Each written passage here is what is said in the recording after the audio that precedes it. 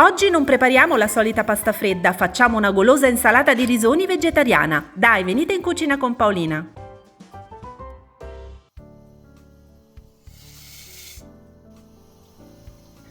Iniziate cuocendo la pasta, dopo averla scolata molto al dente, mi raccomando, trasferitela in una teglia fredda di frigo. Versate un goccio di olio per non farla attaccare, mescolate e fatela raffreddare.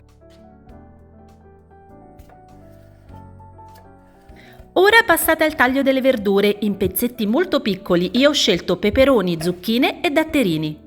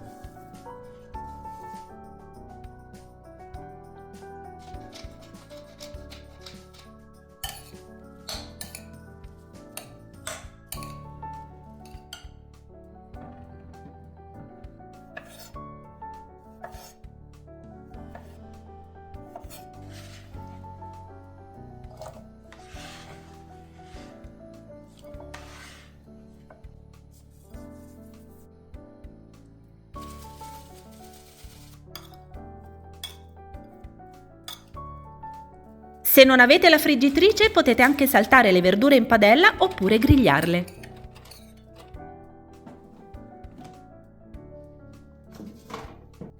Dopo 10 minuti a 190 gradi unite i pomodorini e cuocete per altri 5 minuti.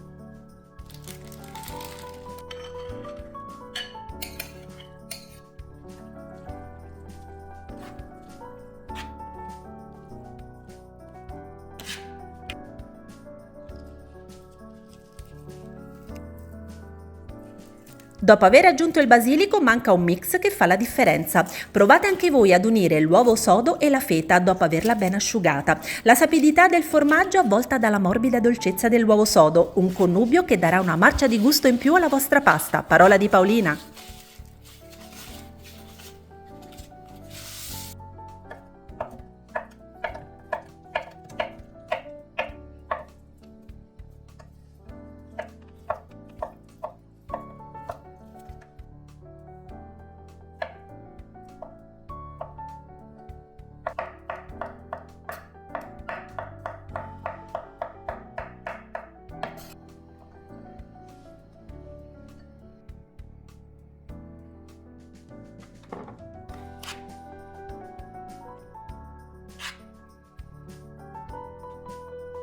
Che ne dite? Vi è venuta voglia di provare la mia insalata di risoni? Vi aspetto nei commenti e alla prossima ricetta!